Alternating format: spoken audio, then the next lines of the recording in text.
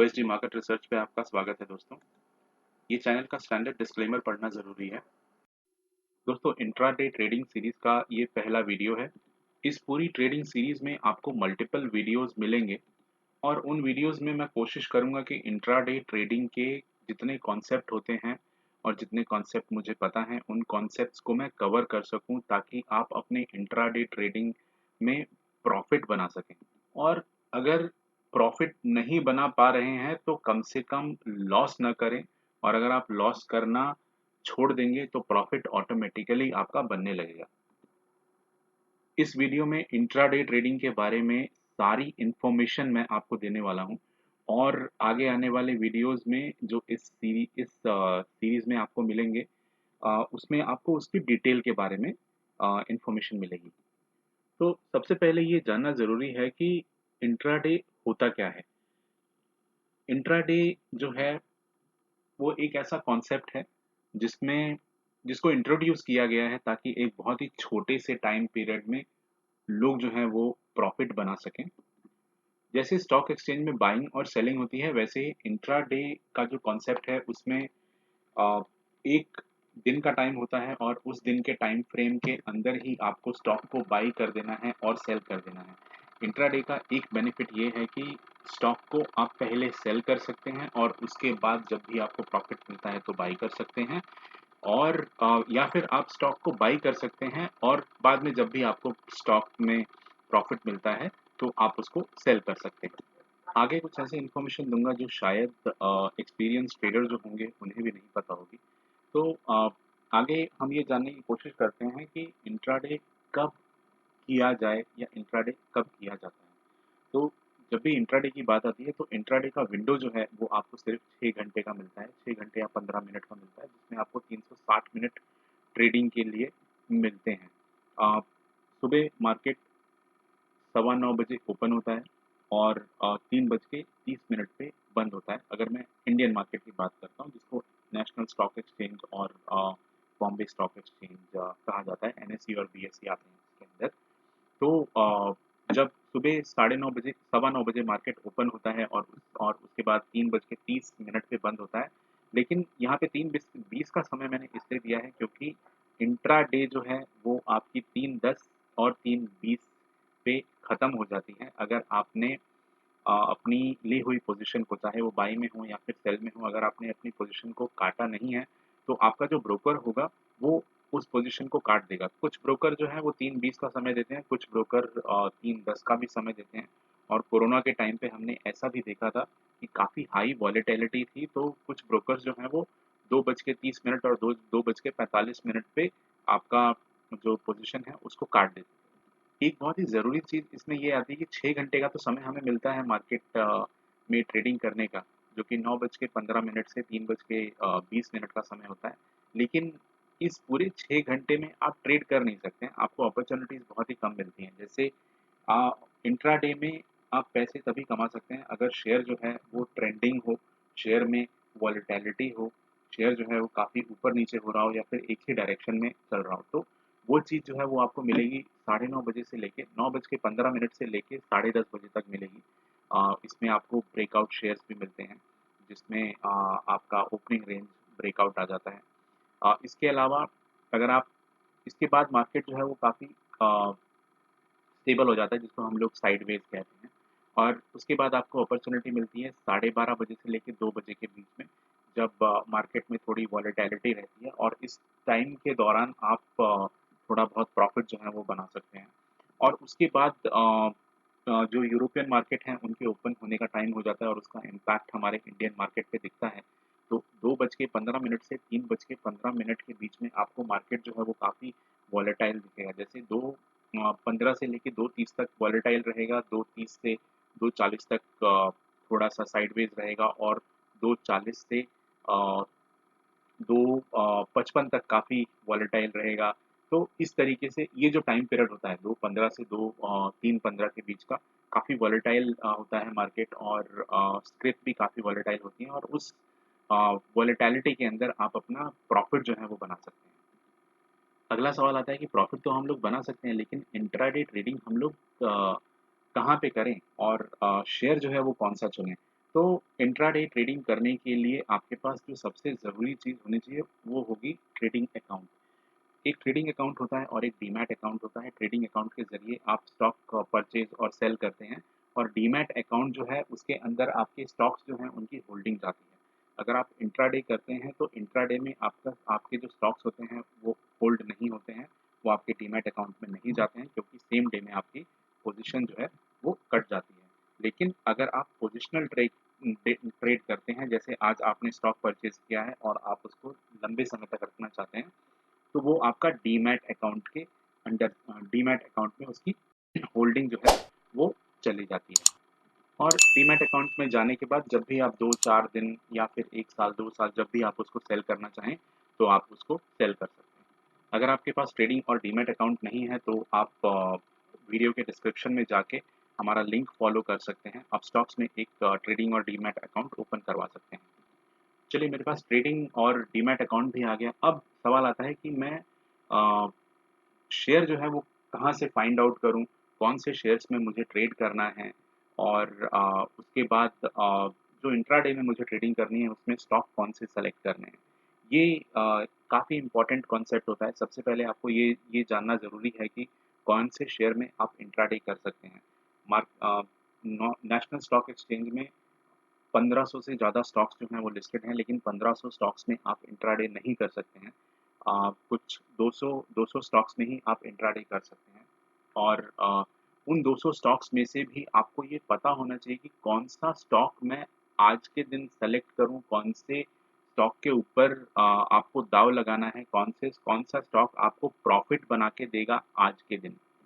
तो stock find करने का तरीका और स्टॉक सेलेक्ट करने का तरीका जो है वो इस सीरीज़ में मैं कवर करूँगा। कुछ अलग वीडियोज़ में ये दोनों की दोनों चीज़ें जो हैं वो कवर की जाएँगी और उसके लिए आप चैनल को सब्सक्राइब कर सकते हैं। अगर वीडियो अभी अवेलेबल है तो आप देख सकते हैं और अगर अभी अभी अवेलेबल नहीं है तो आगे आने वाली सीरीज़ में वो वीडियोज़ मैं अपलोड करूँगा। अगला सवाल आता है कि मैं ट्रेड कैसे करूँ? इंट्राडे में ट्रेड जो है वो कैसे किया जाए? तो इंट्राडे ट्रेडिंग के बारे में एक बहुत ही इम्पोर्टेंट चीज़ जो मैं आपको बता देना चाहता हूँ कि इंट्राडे ट्रेडिंग बहुत ज़्यादा डिफ़िकल्ट होती है। इंट्राडे ट्रेडिंग में 98 से 99% लोग जो हैं वो पैसा लूज़ करते हैं और सिर्फ़ 1 या 2% लोग जो हैं वो पैसा बनाते हैं। और इंट्राडे ट्रेडिंग में मान लीजिए आपने एक स्टॉक सेलेक्ट किया है जिस स्टॉक का नाम है, मान लीजिए विप्रो सेलेक्ट किया है।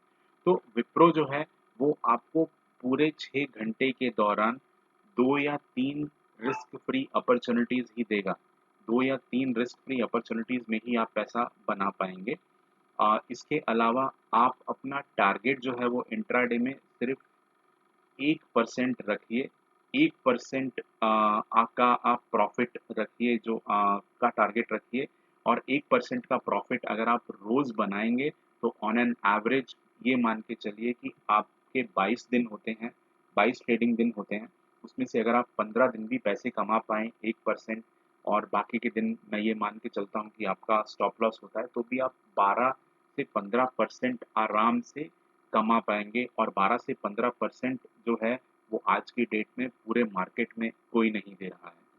पूरे मार्केट की बात क्या करूँ, ना बैंक देते हैं, ना कोई इंडस्ट्री देती है, कोई भी इन्वेस्टमेंट इंस्ट्रूमेंट आपको 12 से 15% नहीं देगा महीने का। साल का भी 12 से 15% जो है वो जब तक आप अपना पूरा पैसा उनके पास डिपॉज़िट ना रखें और हाई रिस्क प्रोडक्ट में पैसा ना लगाएँ, तब तक आपको साल का 12 से 15% प्रॉफ़िट मिलना बड़ा मुश्किल होता है। तो इंट्राडे में जो टारगेट है आपका, वो आप 0.5 से 1 पर 0.5% से 1% ही रखिए और उसमें कंसिस्टेंसी रखिए। इंट्राडे के बारे में हमने ये तो जान लिया कि इंट्राडे क्या होता है, इंट्राडे कैसे किया जाता है, इंट्राडे में क्या चीज़ें इम्पोर्टेंट होती हैं। अब अ, अब मैं आपको ये बताने की कोशिश करता हूँ कि इंट्राडे में कौन-कौन से इंस्ट्रूमेंट और कौन-कौन से प्रोडक्ट में आप इंट्राडे कर सकते हैं। जैसे इक्विटी को कैश भी बोला जाता है मार्केट में, तो आप स्टॉक्स में इंट्राडे कर सकते हैं। जैसे अगर स्टॉक्स के कुछ नाम लूँ तो TCS, Reliance, IRCTC, Adani ports, SBI, ऐसे कुछ स्टॉक्स हैं जिसमें आप इंट्राडे की ट्रेडिंग कर सकते हैं। मैंने आपको बताया कि टोटल 1500 से ज़्यादा स्टॉक्स जो हैं वो लिस्टेड हैं नेशनल स्टॉक एक्सचेंज में, और 1500 स्टॉक्स के ऊपर आप इंट्राडे नहीं कर पाएंगे। सिर्फ 150 से 200 स्टॉक्स जो हैं उसी में आप इंट्राडे कर सकते हैं। इसके बाद इंट्राडे जो है वो आप फ्यूचर्स में भी कर सकते हैं और ऑप्शंस में भी कर सकते हैं। फ्यूचर और ऑप्शंस के वीडियोस जो हैं वो मैं आगे आने वाली कुछ सीरीज़ में कवर करने की कोशिश करूँगा। इंट्राडे जो है वो आपका इंडेक्स पे होता है। अगर आप इंडेक्स नहीं जानते तो एक नेशनल निफ्टी के ऊपर निफ्टी एक इंडेक्स है जो ब्रॉडर मार्केट इंडेक्स बोला जाता है इंडिया का, और एक बैंक निफ्टी इंडेक्स है जिसमें मैक्सिमम जो बैंक हैं, लिस्टेड बैंक हैं वो आते हैं। तो निफ्टी और बैंक निफ्टी में आप इंट्राडे कर सकते हैं, लेकिन निफ्टी बैंक निफ्टी का जो इंट्राडे होगा वो आपका फ्यूचर्स में होगा या फिर ऑप्शंस में होगा। इसके अलावा कमोडिटीज़ होती हैं जैसे crude, gold, silver, aluminium, lead, इसके ऊपर भी इंट्राडे किया जा सकता है। ये भी फ्यूचर्स और ऑप्शंस में होता है और थोड़ा-सा हाई रिस्क ट्रेड होता है, क्योंकि इसके ऊपर ये पूरा ग्लोबल मार्केट के ऊपर डिपेंड रहता है। और करेंसी में भी आप इंट्राडे कर सकते हैं। करेंसी में आपका यूएस डॉलर हो गया या फिर पाउंड हो गया, इनके ऊपर आप इंट्राडे कर सकते हैं। अगर आप शुरुआत करना चाहते हैं इंट्राडे की, तो शुरुआत करने के लिए सबसे बेस्ट जो है वो कैश ऑप्शन है, जिसको हम लोग इक्विटी कहते हैं। तो इंट्राडे करने के लिए सबसे पहले आप इक्विटी में पैसा लगा के सीखिए। स्टॉक्स के ऊपर आप इंट्राडे ट्रेडिंग की करने की कोशिश कीजिए। स्टॉक्स में जब आप सक्सेसफुल होते हैं, कम से कम आपको 6 से 8 महीने लगाने पड़ेंगे स्टॉक्स में सक्सेसफुल होने के लिए, और उसमें भी कोई गारंटी नहीं है कि आदमी सक्सेसफुल हो। तो स्टॉक्स में जब आपको कॉन्फिडेंस आता है तो आप इंडेक्स पे मूव कर सकते हैं। इंडेक्स में निफ्टी और बैंक निफ्टी जो है उसके ऑप्शंस में जा सकते हैं, और ऑप्शंस में जाने के बाद आप फ्यूचर में जा सकते हैं। और over a period of time अगर आपको और ज़्यादा कॉन्फिडेंस आता है और और ज़्यादा आप ट्रेड करना चाहते हैं, तो कमोडिटीज़ और करेंसीज़ में भी आप ट्रेड कर सकते हैं। मैं आपको यही सजेस्ट करूँगा कि आप जहाँ से भी ट्रेड चालू कीजिए, सिर्फ़ एक ही चीज़ को पकड़ के आपको चलना है। जैसे अगर आप स्टॉक में ट्रेड कर रहे हैं, तो सिर्फ़ आपको स्टॉक में ही ट्रेड करना है। पहले स्टॉक में एक्सपर्ट बनना है। एक्सपर्ट बनने के बाद आपको मास्टर बनना है। कुछ स्ट्रैटेजीज़ जो हैं वो आपको फ़ॉलो करनी है, और स्ट्रैटेजीज़ जो हैं एक ही स्ट्रैटेजी को फ़ॉलो करना है। एक स्ट्रैटेजी अगर आपको पैसा बना के देती है, तो वही स्ट्रैटेजी आपको फ्यूचर्स में भी पैसा बना के देगी, ऑप्शंस में भी पैसा बना के देगी, कमोडिटी में भी बना के देगी, करेंसी में भी बना के देगी। बट इम्पोर्टेंट चीज़ ये है कि आपको किसी एक चीज़ के ऊपर मास्टरी करनी पड़ेगी।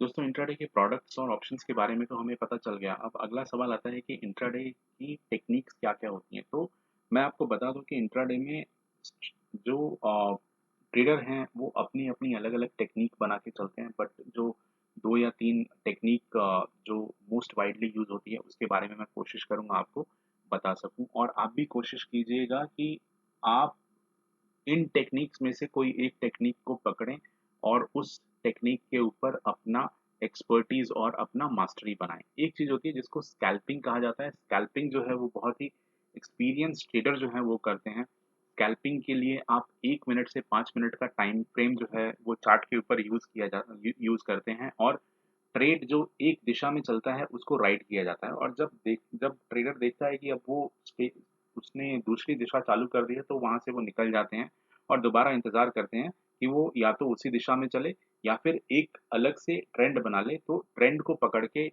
वो कोशिश करते हैं कि वो धीरे-धीरे, धीरे-धीरे, छोटे-छोटे प्रॉफ़िट बुक करते जाएँ 1 दिन में।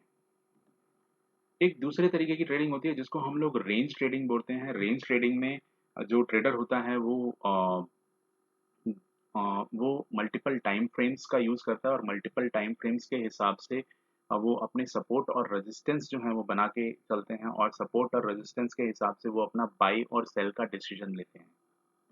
इसके अलावा इंट्राडे में ट्रेडिंग होती है। न्यूज़ बेस्ड ट्रेडिंग का मतलब होता है का कुछ स्टॉक्स ऐसे होते हैं जिसकी उस स्पेसिफिक दिन पे कुछ न्यूज़ आती हैं, न्यूज़ में होते हैं, और उस न्यूज़ के चलते उन स्टॉक्स में एक डायरेक्शन में ही वो स्टॉक्स जो हैं वो ट्रेड करते हैं, या फिर उनमें वॉलेटिलिटी जो है वो काफ़ी ज़्यादा रहती है। तो कुछ ट्रेडर जो हैं वो न्यूज़ बेस्ड ट्रेडिंग जो है उसको प्रेफ़रेंस देते हैं। इसके अलावा कुछ ट्रेडर्स जो हैं वो गैन, फिबोनाची और मूविंग एवरेज और वॉल्यूम प्रोफाइल, इन सब चीज़ों का यूज़ करते हैं, बट वो कुछ एडवांस लेवल की टेक्निकल एनालिसिस के अंडर आता है। बट अगर आप इन 3 या 4 चीज़ों में जो मैंने आपको बताई हैं, अगर आप उसमें से एक में भी महारत हासिल कर लेते हैं, तो वो बेस पैसा बनाने के लिए काफ़ी है। इन सब चीज़ों को जो मैंने आपको बताया, news based trading, range trading जो कि सपोर्ट और रेजिस्टेंस के हिसाब से होता है, और स्कैल्पिंग, ये सारी चीज़ें जो हैं, ये मैं आपको चार्ट के ऊपर एक्सप्लेन करने की कोशिश करता हूँ। तो पहले मैं आपको ये बताता हूँ कि लोग जो हैं वो इंट्राडे प्रेफ़र क्यों करते हैं? लोगों के अलावा इंडस्ट्री जो है, इंडस्ट्री में ज़्यादा इंट्राडे क्यों प्रेफ़रेंस है, और इंडिया में इंट्राडे का चलन बहुत ज़्यादा क्यों है?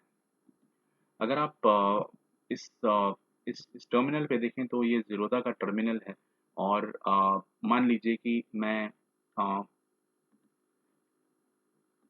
विप्रो का स्टॉक जो है वो बाय करना चाहता हूँ, और विप्रो के स्टॉक की मैं 50 क्वांटिटी बाय करना चाहता हूँ। तो इस केस में टोटल 50 क्वांटिटी जो है वो मेरे को 33,540 रुपीस की मिल रही हैं, अगर मैं पोजिशनल, जिसका मतलब है अगर मैं लॉन्ग टर्म ट्रेडिंग के लिए अपना लॉन्ग टर्म ट्रेडिंग करता हूँ या फिर पोजिशनल में ट्रेडिंग करता हूँ, तो इस चीज को अगर मैं इंट्राडे में कन्वर्ट कर दूं,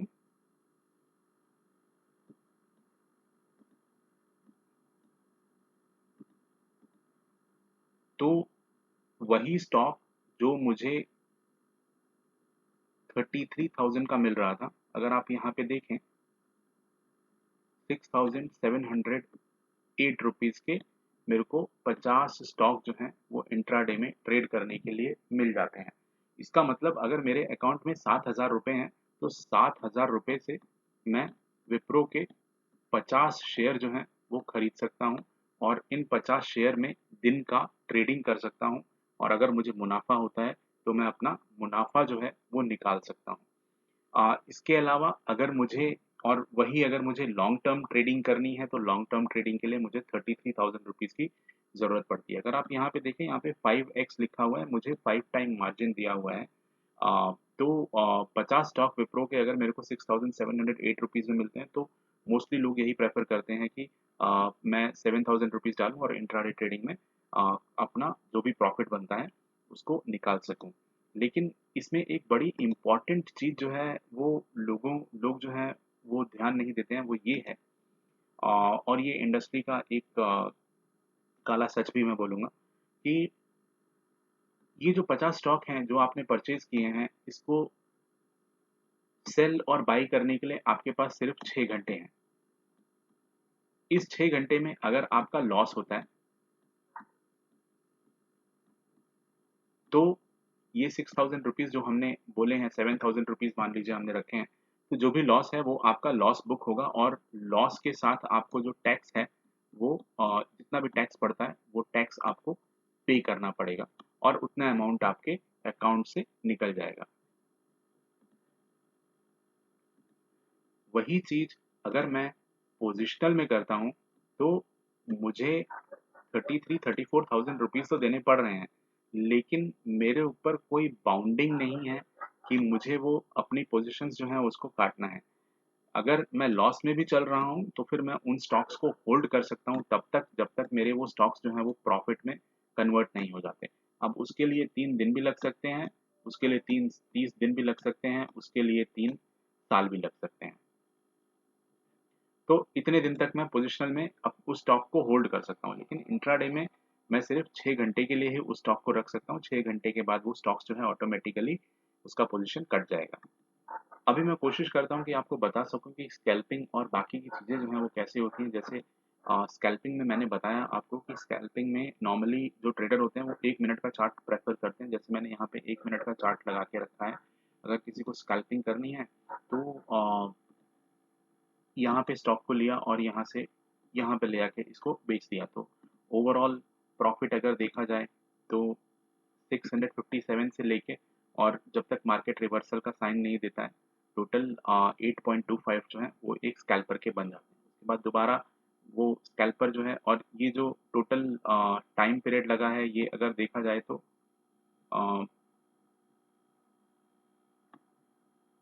5-7 मिनट में 14:26 2:26 से लेके 2:48 तक 10-15 मिनट में ये पैसे जो हैं वो स्कैल्पर निकाल सकता है।